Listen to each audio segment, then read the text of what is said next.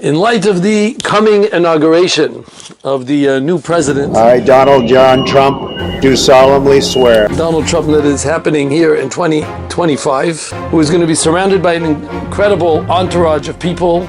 You're going to see a tremendous amount of honor, respects that are going to be paid due to the new entry of the president.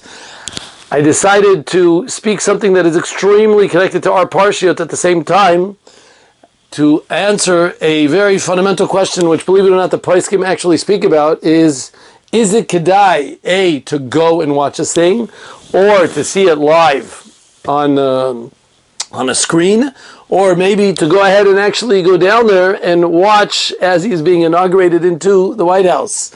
Is it kedai to go ahead and do this? There's some type of mitzvah to go ahead and do such a thing, A. And B, is there room to even make a bracha on that scenario? Is there room and are you permitted to go ahead and make a bracha? So let's speak out this idea, and like I said, it's extremely connected to the parsha, and that's why I decided to speak about it, because in all of these parshiyot, Shmot, Va'era, and Bo, we see a fundamental idea that is repeated over and over again, that is mentioned in many times in Rashi, and it's based on Chazal, that says, Mikan, that we give kavod to the Malchut. Even Paro, who was a Melech Rasha, it says a number of times, Rashi says in Perek Vav, Vayitzavem lechalek lo kavod v'divreim. You should go ahead and be mechalekim kavod.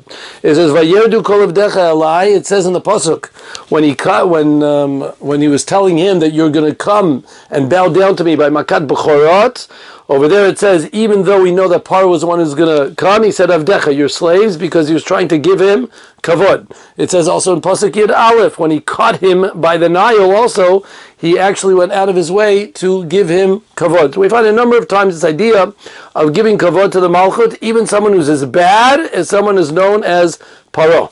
We even found in Lahavdil Elef Avdolit, in last week's Parsha Vayechi, we also found the concept of a father, Yaakov Avinu, standing up for Yosef, even though he was tremendously sick.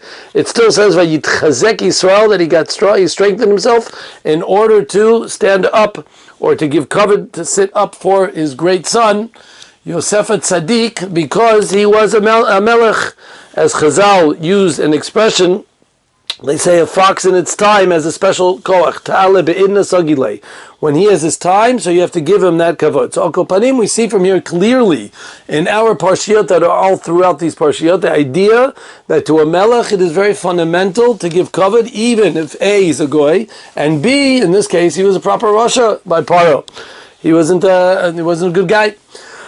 Ad Kedei Kach, we found even more than that. The Gemara in Brachot and Daf Yutet says that we are midalgim al aronot. You are allowed for the sake of kavod of the melech, for the kavod of the melech, and it says even malkei akum, even a goyish melech, you're allowed to go ahead and be over an iser derabanan, a rabbinical iser.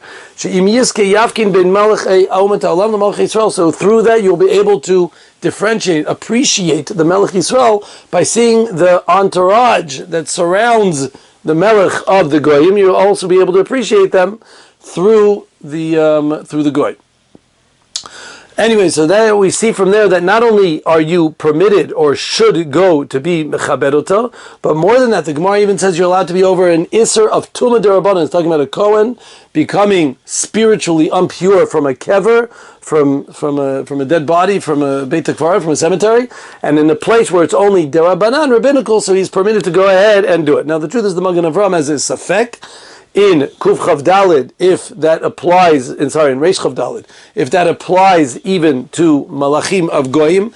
Maybe the Isser Derabanan only applies to Jewish kings, but not necessarily to Goyish kings. He goes back and forth on understanding the Gemara, not so much our scenario right now. Rav Moshe Feinstein seems to learn that it applies mainly to Jewish kings, but he understands it because the Shulchan Aruch never brings this halacha to go ahead and make yourself tameh for the sake of a king. And he says the reason why is because we have no Jewish kings these days. Since we have no Jewish kings, all we have is Goyish kings. So he said there's no reason to bring it down. So we see, says the Magen Avraham, that it only applies to Jewish kings and not to Goyish kings, but al kopanim, everybody agrees there's still an idea of giving kavod to a melech, even if he's a goy, just not to be over derabanans maybe. But still we see this concept. So much so is one supposed to give kavod to a king, even a Goyish king, that we find the Gemara in Avodah Zarah on Daf Yud Aleph, that the Gemara says that when a king dies, then you are supposed to burn his clothes and kind of ruin the legs of his horse to make sure nobody else rides on it. You cut the gidim, the sinews of his legs, to make sure nobody can ride on this horse, because as we know from basketball terms, you retire his number, so to speak. He's so fancy, he's such a good player that they'll never let anyone chas v'shalom use that same number again. So too with the king.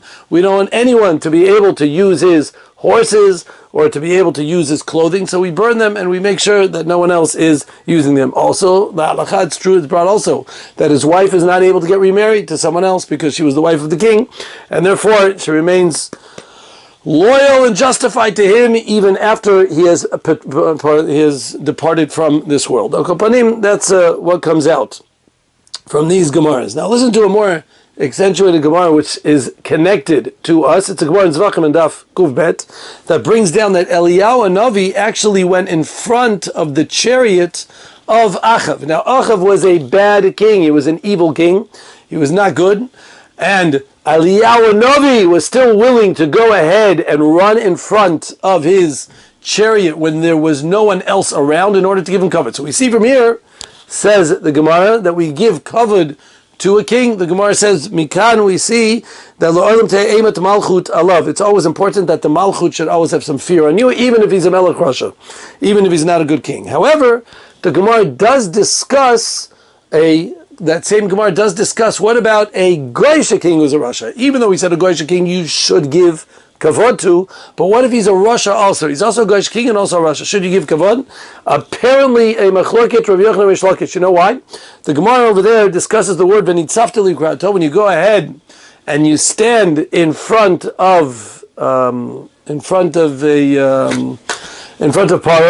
over there it says Shayalo Melech V'natan Lo Sever Panim. You should go ahead and give him honor. Rabbi Yochanan said, nah, he was a Rosh Gamor v'heis panechabo, and you don't have to necessarily give him that kavod.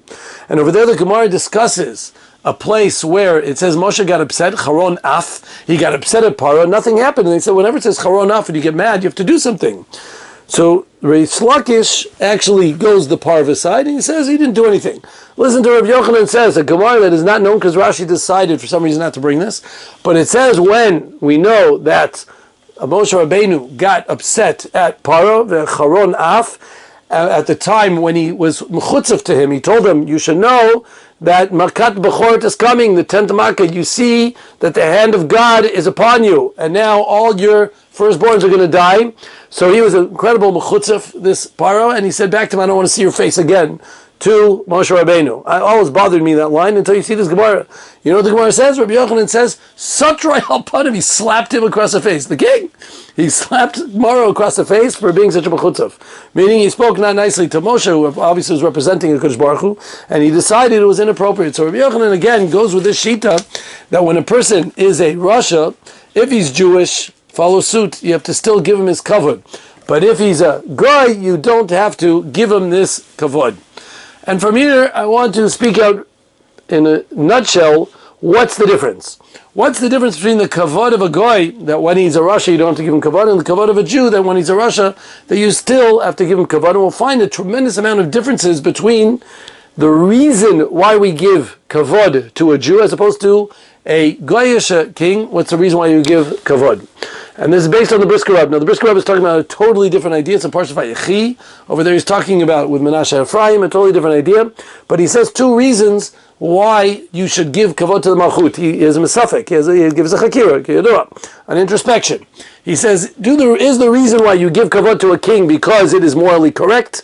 It's because of etiquette, because it's the appropriate thing to do. This is the Melech, and therefore you're supposed to go ahead and give him his kavod, his honor and respects, or he says, is it a din? It's a halacha. It's something that's, it's not in Shulchan Aruch, but it's in the Rambam, that you have to go ahead and give kavod to a melech. Som tasim alecha melech. You have to go ahead and give a king put a king upon you, and go ahead, and you also have to go ahead and give him the honor. Ein melech b'lo yam. The whole way a king is with all his entourage, with all the kavod, with all the horses around him, or the cars, the limousines before and afterwards. As I've seen many times, you have to go ahead and give kavod to them for that reason, and therefore you're supposed to abide to this idea. However, that's the chakir of the Brisker Rab, and it seems clear even though he doesn't necessarily mention this, I did find the Machzis Shekel says something like this, that by a Jewish king, the reason is a din, it's a halacha. We have a halacha of Som Tasim Halacha, it's one of the 613 mitzvot to put a king on top of us. And as much as you're supposed to put a king on top of you, you have to honor him also. You have to go ahead and give him that kavod that he deserves. Som Tasim Halacha Melech, that's a kavod you have to do. Meaning you have to honor the king because of the king himself, the person, the body of the person. This person with his majestic background and clothing, you have to go ahead and give him that kavod. As opposed to by a Goyish king, over there, it's because of etiquette purposes, because it's moral, because we all know, we know that if a person doesn't honor the king in an appropriate way, then we know that it's dangerous and it's inappropriate, and we know you're underneath his auspices, you're underneath his government, and therefore you have to give him the proper kavod that is important to give to a malchut. Unfortunately, being in a very democratic society, we live in capitalism, and therefore we don't understand so much what this kavod is all about, because you could say whatever you want and whenever you want about the king, and no one's going to touch you, because you can do whatever you want. But al kol panim, by the goy, it's not the melech, it's not the king that you're honoring, it's the malchut, it's the government, it's the whole aristocratic appeal, it's the whole malchut, the whole entire government as it is. That is what you are supposed to be honoring, not necessarily this person, but the whole idea that stands behind him. And therefore, we find pretty clearly that since you have to give honor to a melech, and it's a mitzvah to do it, so therefore, even if he's a Rasha like Achav, you still have to go ahead and give kavod. Mashenkein, if the king is a goy and he went overboard and he's a Rasha and he's mean to Jews and he's anti-Semitic and he's doing all the things that are wrong that are under the sun, so in such a case there's no Indian of going ahead and giving him derech eretz. Over there we don't require you to overhead and give him that extra derech eretz that is required, and that's why Rabbi Yochanan said he slapped him across the face. That even though, of course, we found in Chazal that he was giving him honor and he's supposed to give him honor, but when he overdid it, when he insulted the Kadosh Baruch Hu, he really was insulting Moshe, but it was as an insult to Kadosh Baruch Hu, over there he deserved a slap across his face. He started, okay, even though he wasn't a nice guy, but he started giving him kavod, and then eventually he went the whole 9 yards and got rid of him, and he was very tough with him. This says the Moshe Zkenim to the Bali Tosfot also says a similar idea when they talk about why Moshe Rabbeinu was allowed to slap him across the face. They give a number of terutzim, but this is amongst the terutzim. So Kopanim, this is one of the ideas that we find a difference between the Goyish honor, which has to do with etiquette and respect, moral conduct, etc., as opposed to by a Jew, it has to do with a lot more than that. It's a halacha, it's a din that one is supposed to do that. And that's why also we find, like we stated before, that you're allowed to be over an Isser D'Rabbanan. You can even be over a rabbinical Isser in order to give honor to the king of Israel. However, the king of the Goyim, no dice. Over there you're not supposed to go ahead and give him that special honor, or by being over an Isser D'Rabbanan, because it's the idea of etiquette, and etiquette the means don't justify the ends. Just because I want to be able to get to honor him, we don't let you be over an Isser D'Rabbanan. Okay, that's what we have found. Also, the Lashon Shulchan Aruch says, and it's brought in Reish Chav Dalet, a very important halacha. It says everyone should be mishtadel likrat malachim. You should try your best to go and see the kings, to do your best.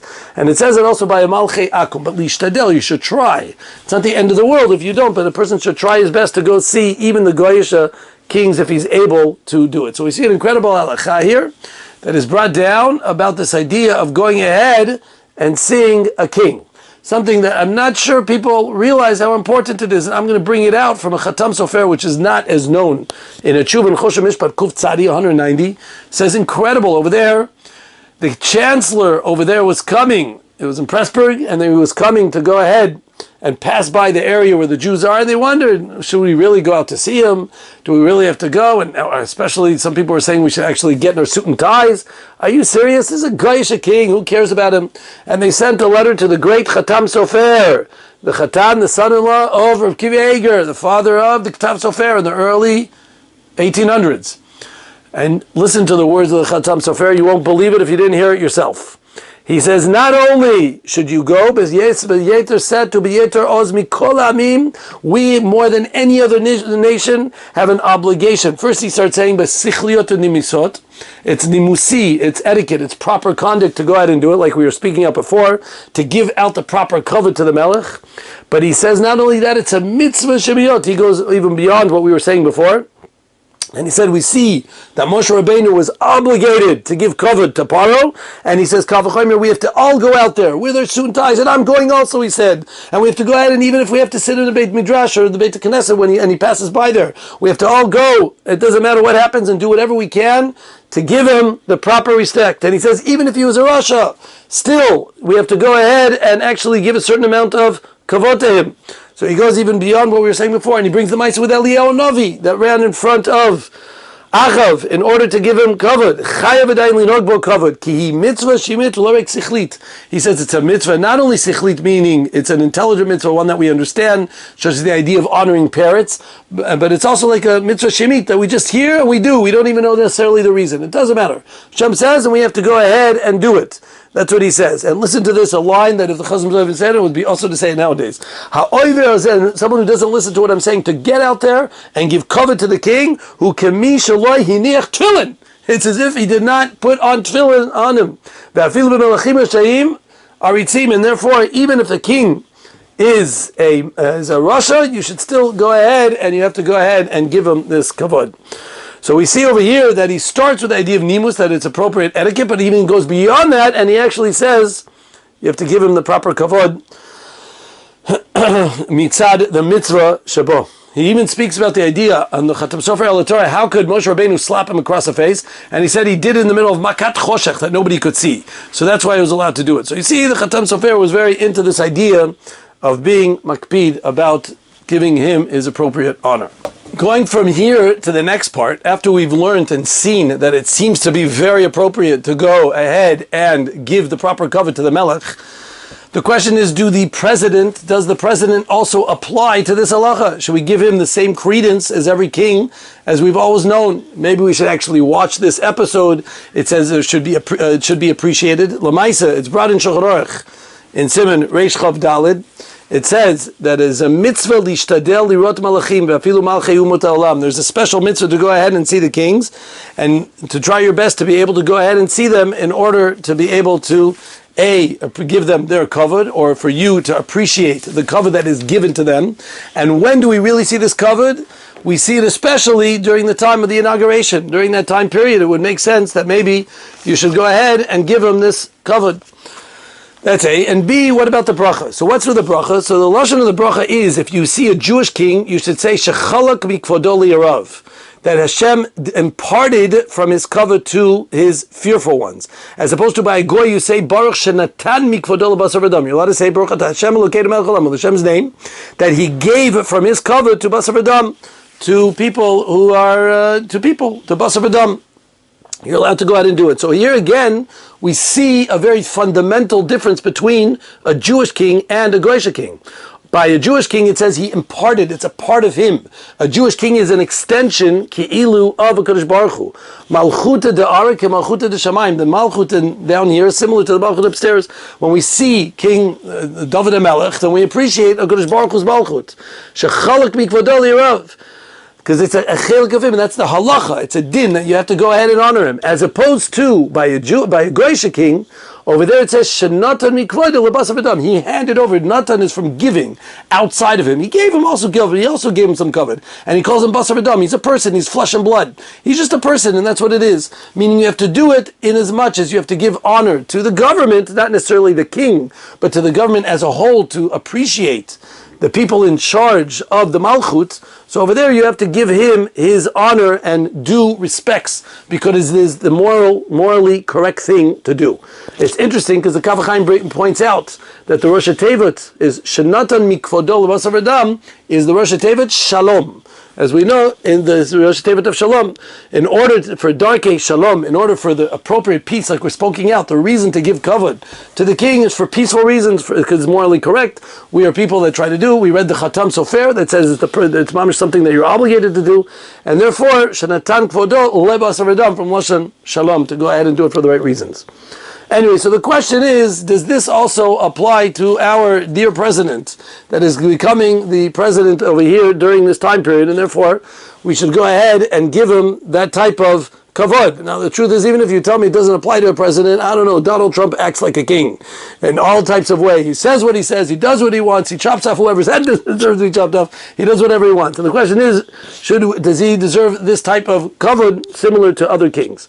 So there's a famous Radvaz, it's brought in the Magen Avraham over here in Reish Chav Daled, that says the way to know if you're allowed to make a bracha for a king is basically if he has the power to go ahead and kill someone at his own hands. He's not totally dependent on someone else. Over there he is discussing sarim, people that he sends out, the king sent to other countries. Over there he sent out to Egypt some other type of sar, and he said that people want to make a bracha, and they said, should we make a bracha on him? And the Radvaz answered that if he has the power within his thing to go ahead and kill someone, without someone else going ahead and bumping him off or telling him no or vetoing him, so then you can go ahead and make a bracha. If not, not. That's basically the rundown of what it is. He says, and over there he mentioned that no, he doesn't have his own independent koach, he's dependent on other sources, and therefore you can't. So Lamashal, over here in our country, over here in Eretz Israel, there's no one who really has such a power except for probably the Bagatz, the Supreme Court. They can do whatever the heck they want. They have not voted in. They do whatever they want, whenever they want. They decide whoever, they can just bump off whoever they want, whenever they want. So maybe them you should make a bracha on, the Supreme Court people. But otherwise, over here you would not be able to make on any of the people here.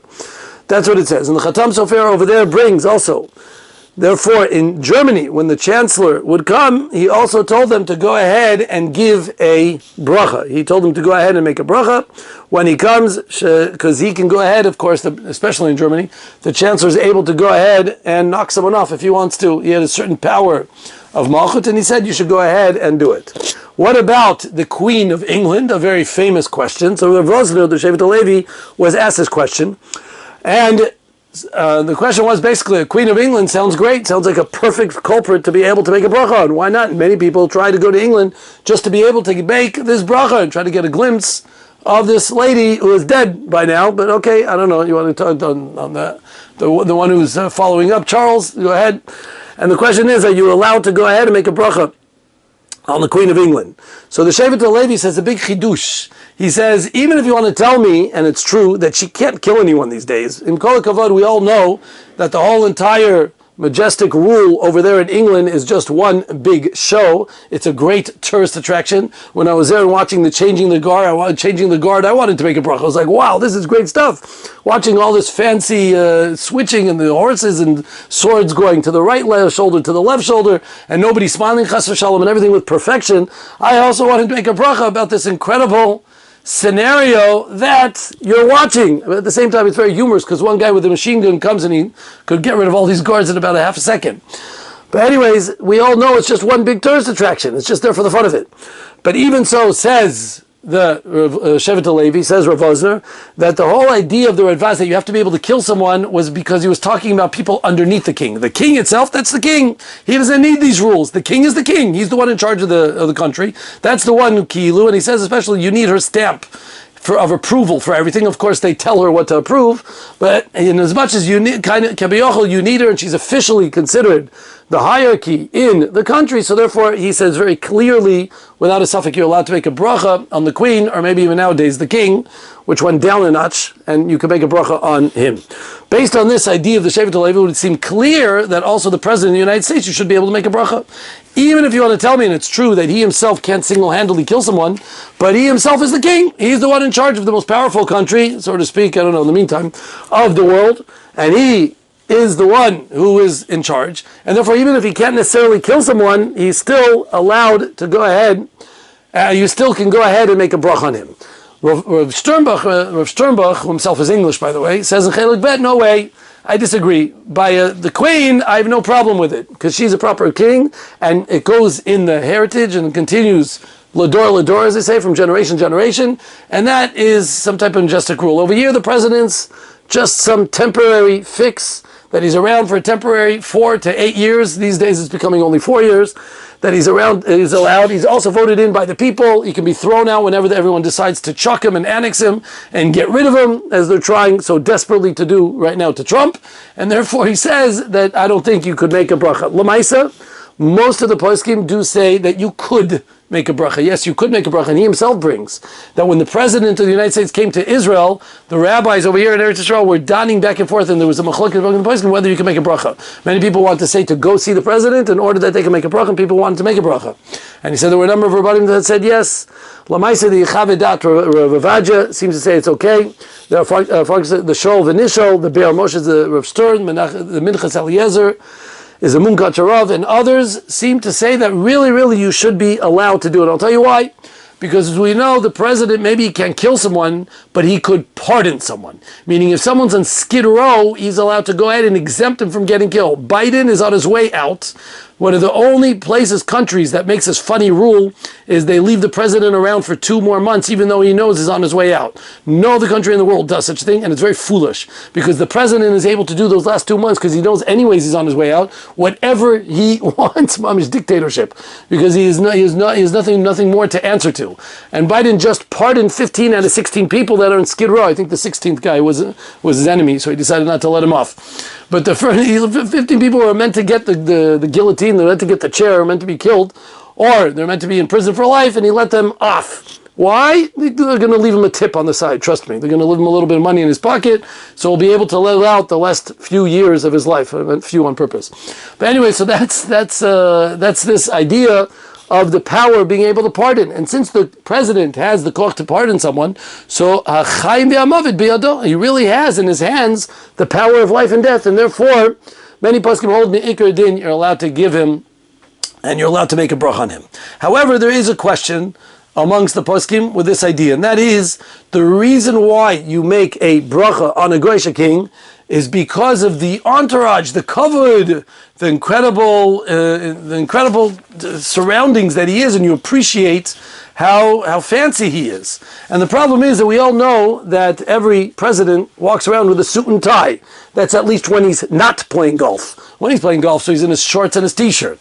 But when do you ever see them look like Malchut? The Gemara brings Rabbi Yochanan and said, my kavod is my clothing. And that's where we all know, we were big believers of Talmidei Chachamim dressing appropriately. They're always constantly dressed in the appropriate way. You want to see Malchut? You want to see royalty? Look at Rav Avadja Yosef, how he dressed, and how he was dressed with all from top to bottom, with his turban and this. That's Malchut. That's something you can make a bracha on. But when you see these funny presidents, especially here in Eretz Yisrael, and you see all these governmental officials, they're mamish literally almost in shirts and t-shirts and shorts. Kimat. Some of them are in sweatpants, they do you a favor. But they're barely dressed. No one wears a tie. I don't even think the Prime Minister ever, Kimat, wears a tie, except when he goes speaks in America. They don't wear any type of appropriate garb, and therefore you don't see the Malchut per se amongst them. And there's a halacha, it's brought in the Kaf HaChaim, that you should see them when they are surrounded with their entourage. Like we said, during the inauguration, during that time, you see the incredible amount of thousands of maybe tens of thousands of people, maybe hundreds of thousands of people that are surrounding you, and therefore there's room to go ahead and give kavod. And therefore, it would seem that maybe when he's just wearing a suit and tie, and it's not necessarily something so fancy, you would not necessarily make a bracha. However, when he's surrounded by limousines and people in this, then many of the poskim do say that you could make a bracha. They actually say it's better just to make the bracha without Shem u'Malchut. Say Baruch Atah Hashem Elokeinu melech haolam without the name of Shem, and then you should say, and then you can go ahead and make this bracha. That's the best way to do it in order to avoid. But you should definitely know that if a person says Baruch Atah Hashem with Hashem's name, Shadatan mikvodo l'basar v'dam, you should know that it's okay, and you are yotze the mitzvah, especially during the inauguration time. If someone is seeing it live, then you can really maybe go ahead and make the bracha. Rav Sternbuch Lamashal says, many times we know that the queen will come out of her window to the little mirpeset, one of that little balcony, and go give that fancy queen's wave. They perfect this wave. I'm sure they work on it very much. You have to stick 2 fingers in the air and kind of twist your wrist back and forth, back, forth, back, forth, back, forth, back, forth. It's in a perfect izun, perfect balance. To be able to do it, you have to work on it in order to get that majestic wave. So that majestic wave, when she gives it, you don't see her in all her malchut. I mean, I don't think she's coming out in her pajamas, but in the end of the day, you don't see her with all the people around her and all the horses and the things and the whole entire entourage, and therefore he says that in that time period you should not make a bracha. Many people, they wait to see or come out of Buckingham Palace in order to make a bracha.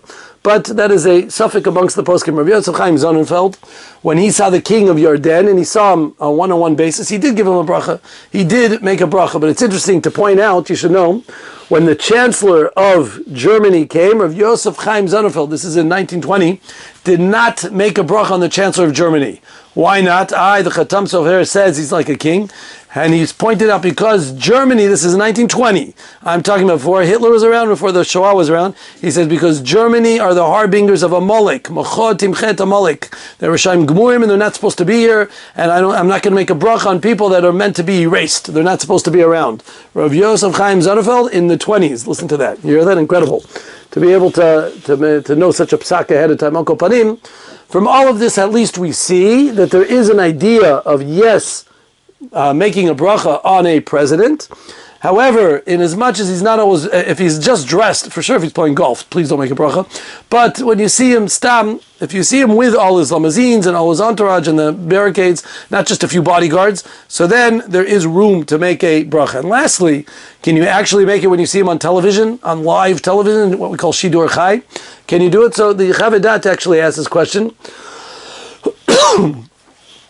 And we know that when you see the Levana, when you make Birkat Levana, when you make Kiddush Levana, on the moon, if you see it through any type of screen, you're not allowed to see it. And that's why they always say you have to see everything live, and in many places in Halacha. Just here's the one place where it could be exceptional. Because the Halacha it's Mefurish in the Gemara, that Rav Sheshet was blind, Lo Aleinu, and he went to see the king. There was a Apikoris, a heretic, who was making fun of him. You're blind, what are you going to see? And that Apikoris died in the end because Rav Sheshet knew exactly when the king was coming, and he knew when to make a bracha. It says over there he made a bracha, even though he was blind, he didn't see him. But he felt it. He felt the majestic surroundings around him. He knew. It says that one entourage came, and the min said, oh, he's coming. He said, no, he's not. The second came, and Rav Sheshet said, no, he's not. And the min said, yes, he's coming. On the third one, the min said, oh, so when's he coming already? He said, now he's coming. And boom, he made a bracha, and that's when the king came. He knew, even though he was blind, he was able to feel it in the air when the king was coming. So we see that even a person who's blind and can't see somehow can make a bracha.